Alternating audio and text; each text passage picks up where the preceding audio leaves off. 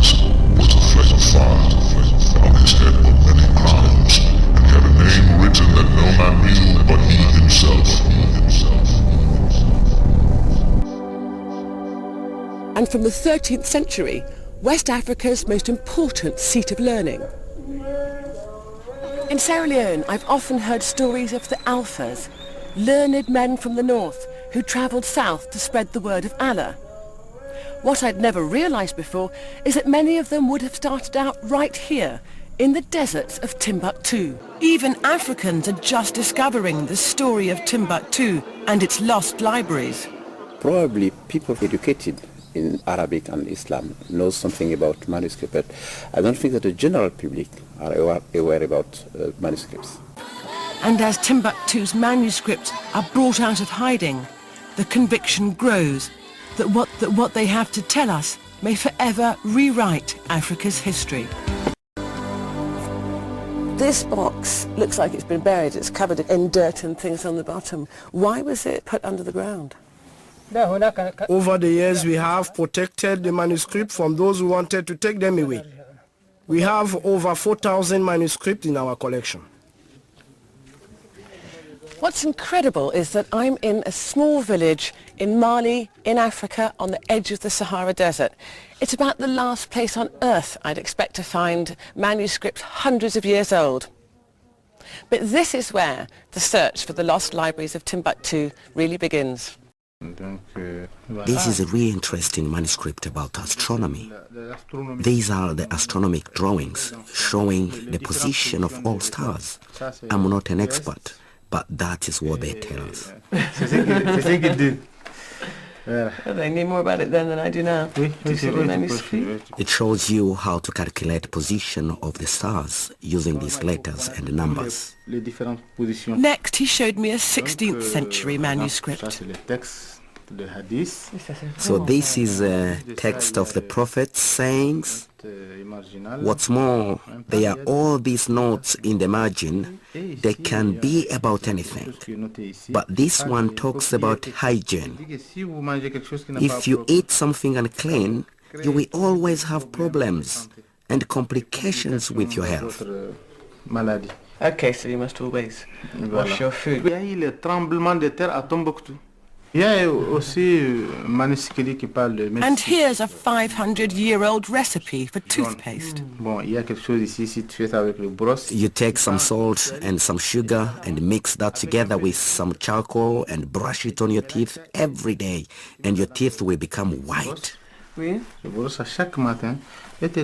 what's more, it will get rid of your bad breath. End of the 10th century, when Timbuktu was founded, a large part of West Africa was under the rule of the Ghana Empire. It was West Africa's first superpower, and its leaders were early converts to Islam. I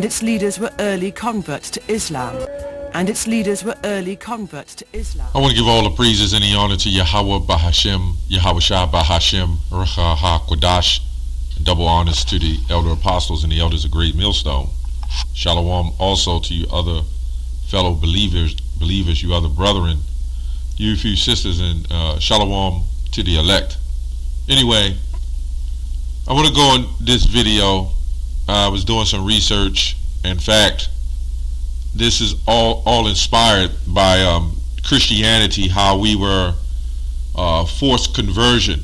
You know, I was in one of the videos I did, I brought out an article how they said the Africans, well, the so-called Negroes, were and Native Americans, where they had a book and they had some type of order or law on how to force convert Negroes, so-called Negroes, to Christianity. So you have to question, what were we before then? So as I was doing further research, you had a lot of these Pan-Africanisms, Pan-African people saying that we were Kemet, we had great history in Africa as black people, which we did, but you had different nations, right? You had Kemet, right, which you did, but you had Hebrews, Hebrew Israelites, which Kim just means hot.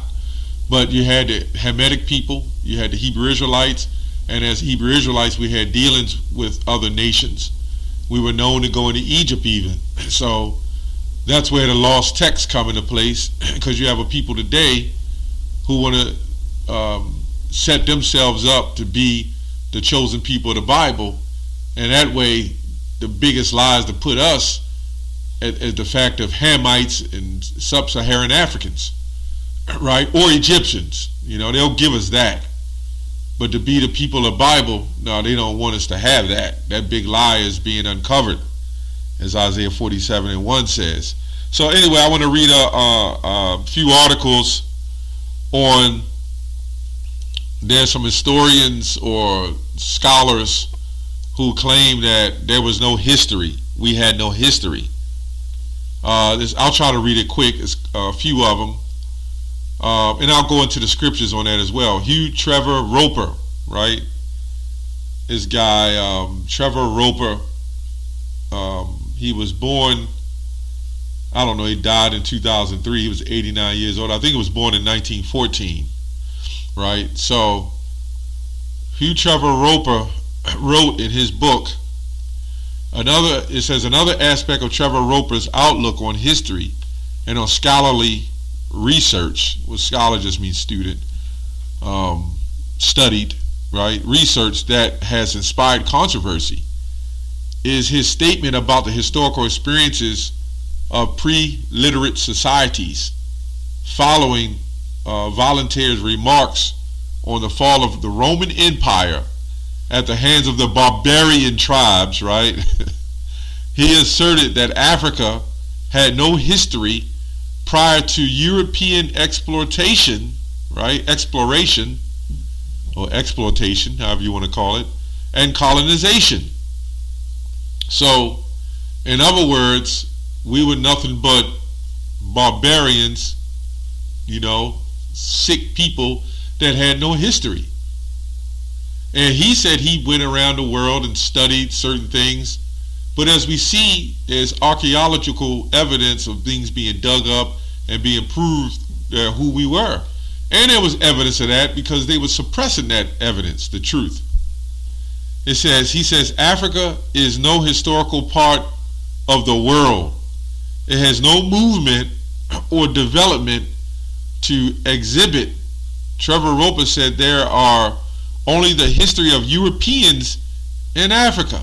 So we can clearly see, this is why I went into this, we can clearly see how during the Reformationists, you know, you had, I always like to bring up John Calvin and various others, popes and, you know, whatever you want to call it, who, Jesuits, priests that went not just in Africa, right, but different parts of Spain, which really, I did some more research and found out that they was bringing slaves, you know, started it some years before they came to Africa, even in Spain, some years back before the 1600s, going to the early 1500s, you know.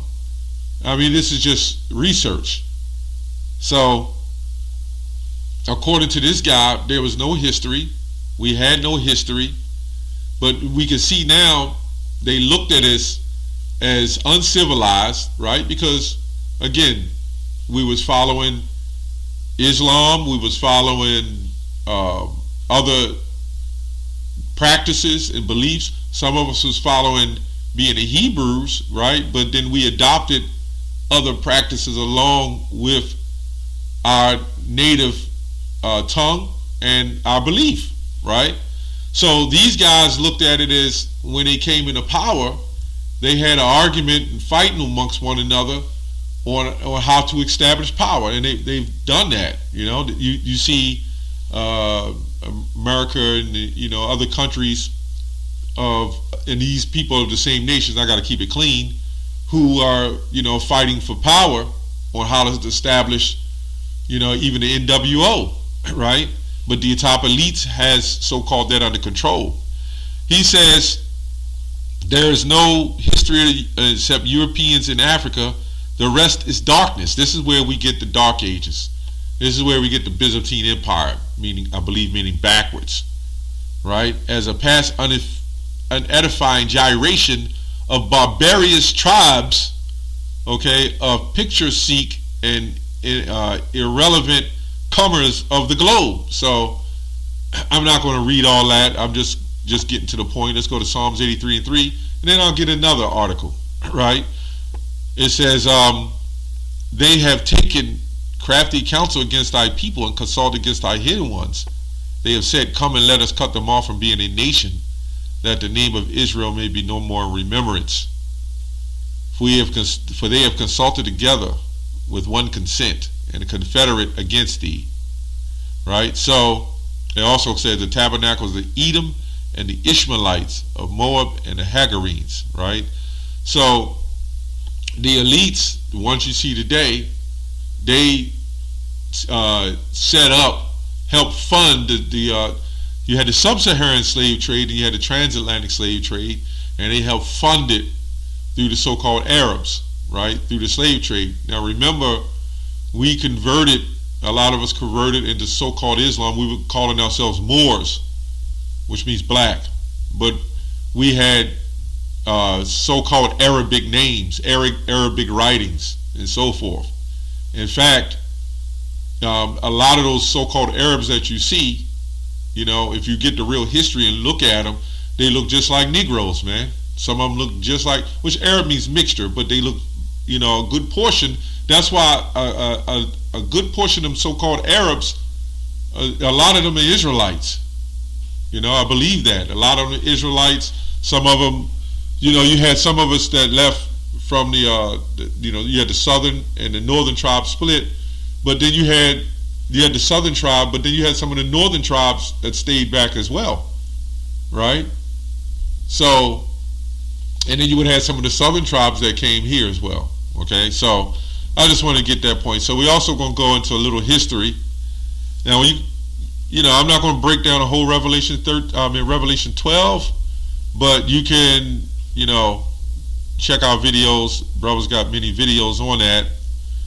But I just want to go into Revelation 12, and I'm going to start at, looks like about 14. I'm going to start at about 14, and it says, therefore rejoice. Well, let me go to 12. Therefore rejoice, ye heavens, and ye that dwell in them. Woe unto the inhabitants of the earth and the sea. For the devil is come down unto you, having great wrath, because he knoweth he has but a short time. And it's really pushing that now. But when this man, whatever his name is, Hugh, whatever, he was really a hater of Jake, man.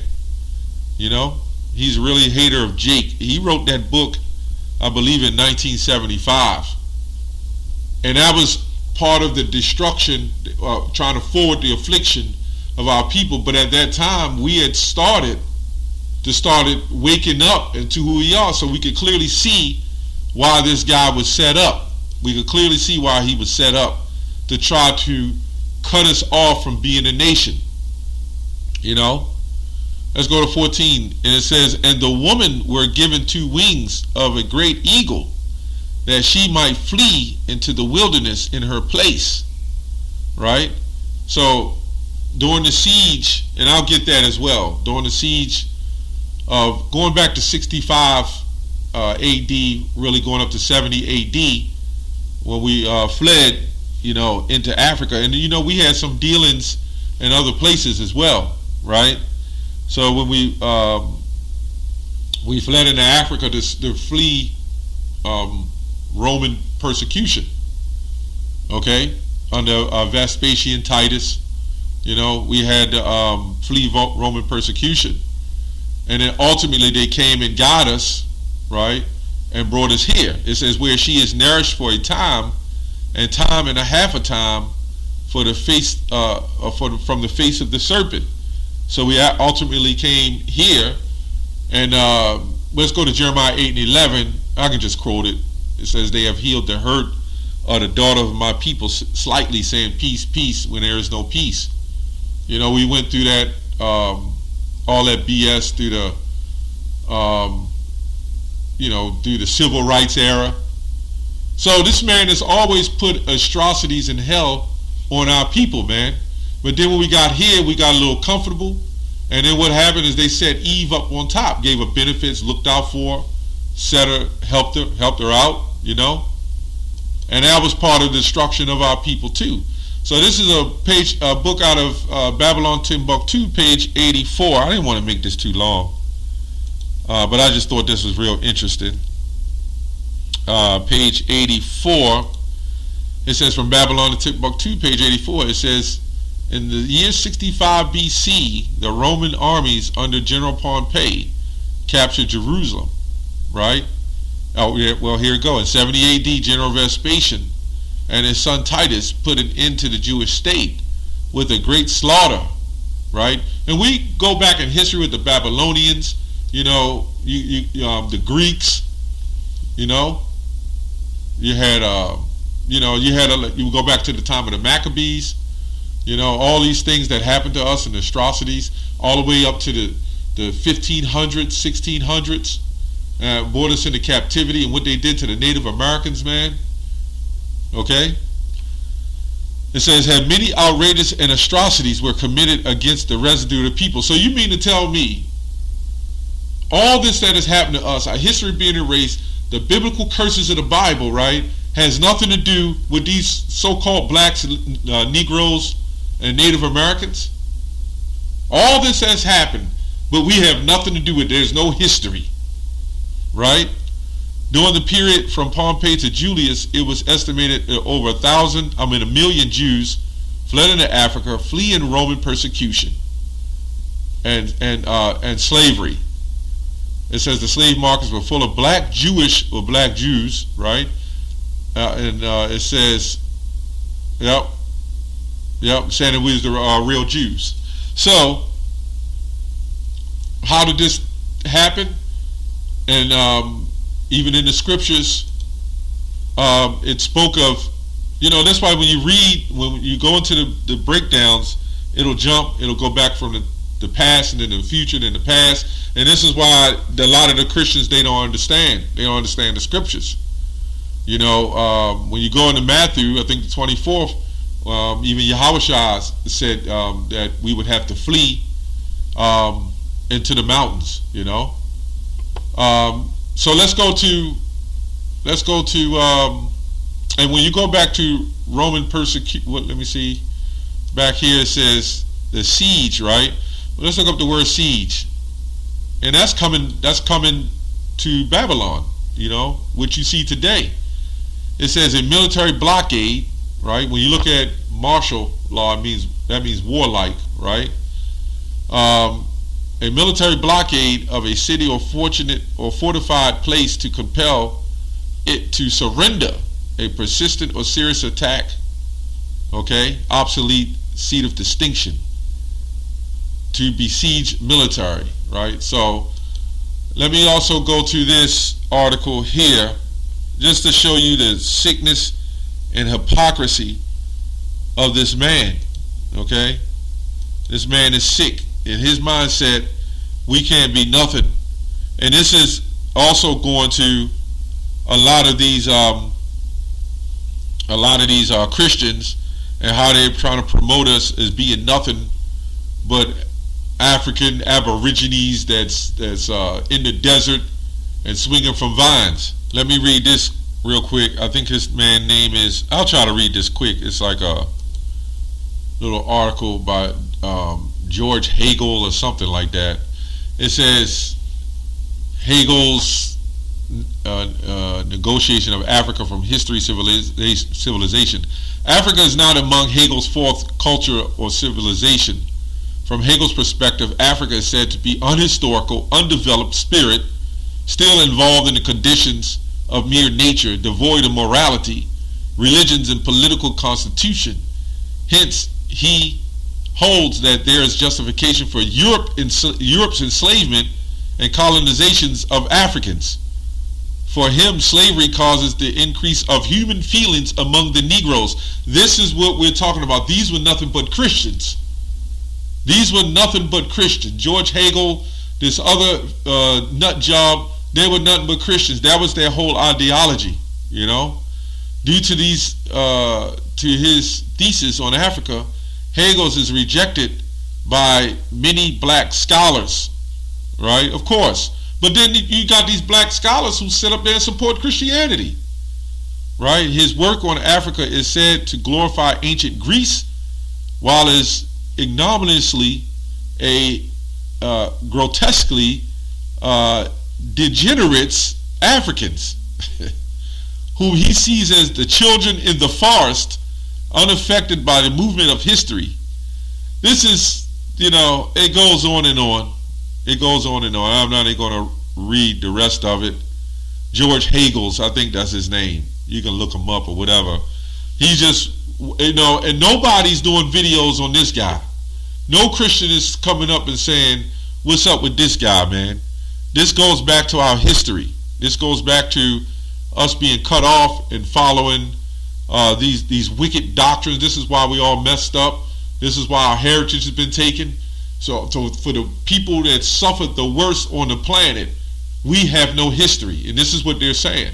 All the atrocities throughout time, each time this man will try to cover it up, right? This man in the spirit always try to cover it up to keep us oppressed. Look at your history. That's what they're doing now. They're trying to force us. They force convert you, and then keep you, right, in that deep, sick mind state. Well, that's why we're waking up and we're bringing out the truth. That's all I have on that show.